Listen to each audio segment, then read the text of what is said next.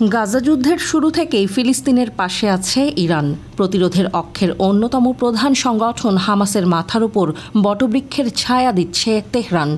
গাজায় ইসরায়েলি আগ্রাসন থামাতে সৌদি আরব ও ইরান একজোট হচ্ছে। ইরানের অন্তর্বর্তী পররাষ্ট্রমন্ত্রী আলী বাগেরি কানি বলেছেন, গাজা এবং এর দক্ষিণাঞ্চলীয় শহর রাফাতে ইসরায়েলের আগ্রাসনের লক্ষ্য হচ্ছে বিভিন্ন ক্ষেত্রে নেতানিয়াহু সরকারের অভূতপূর্ব পরাজয়ের ক্ষতপূরণ করা।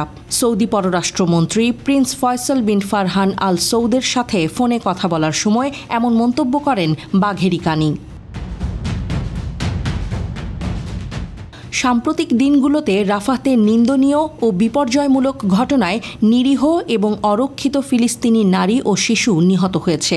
ইরানের অন্তর্বর্তী পররাষ্ট্রমন্ত্রী জানিয়েছেন, এ ধরনের বর্বর হামলা ইসরায়েলের অপরাধের রেকর্ডে আরেকটি কলঙ্কজনক দাগ ফেলেছে।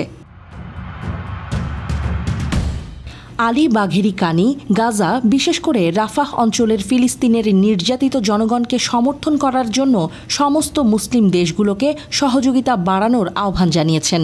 গত রোববার ইসরায়েলের বিমান হামলায় নতুন করে ক্ষোভের জন্ম দিয়েছে। ওই হামলায় শিশুসহ প্রায় 50 জনের মৃত্যু হয়েছে, যা বিশ্বব্যাপী নিন্দার কারণ হয়ে উঠেছে। গাজায় ইসরায়েলের আক্রমণ বন্ধ করার জন্য বিশ্ব আদালতের আদেশ বাস্তবায়নের আহ্বান জানিয়েছে আন্তর্জাতিক অঙ্গন। আন্তর্জাতিক বিচার আদালত গাজায় মার্কিন সমর্থিত আগ্রাসন বন্ধ করার জন্য ইসরায়েলকে নির্দেশ দেওয়ার 2 দিন পরে এই হামলাটি হয়েছিল। সৌদি পররাষ্ট্রমন্ত্রী গাজা এবং রাফাতে সাম্প্রতিক মর্মান্তিক ঘটনার দিকে ইঙ্গিত করেছেন এবং বলেছেন, ফিলিস্তিনের জনগণের বিরুদ্ধে ইসরায়েলের অপরাধমূলক পদক্ষেপের কোনো সীমানা নেই।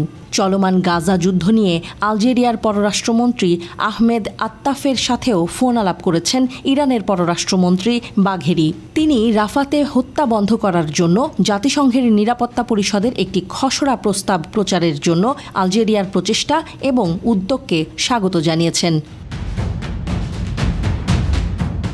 বাঘেরি কানি ইসরায়েলি আগ্রাসন ও অপরাধ বন্ধ করতে এবং নিপীড়িত গাজাবাসীদের জন্য সাহায্য বিতরণ বাড়ানোর জন্য জরুরি পদক্ষেপ নিতে মুসলিম দেশগুলোর প্রতি আহ্বান জানান।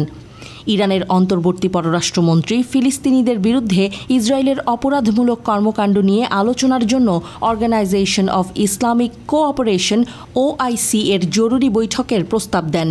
আলজেরিয়ার পররাষ্ট্রমন্ত্রী আত্তাফ এই প্রস্তাবকে স্বাগত জানিয়েছেন। আলজেরিয়া কাউন্সিলে আরব দেশগুলোর প্রতিনিধিত্ব করে। আলজেরিয়ার পররাষ্ট্রমন্ত্রী বলেছেন, রাফাতে ইসরায়েলের হামলা গাজায় মানবিক সহায়তা পাঠাতে বাধা দিয়েছে।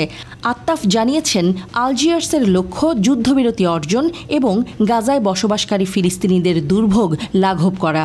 মুসলিম দেশগুলোর যে কোনো সম্মিলিত ও তাৎক্ষণিক উদ্যোগকে সমর্থন করবে আলজেরিয়া।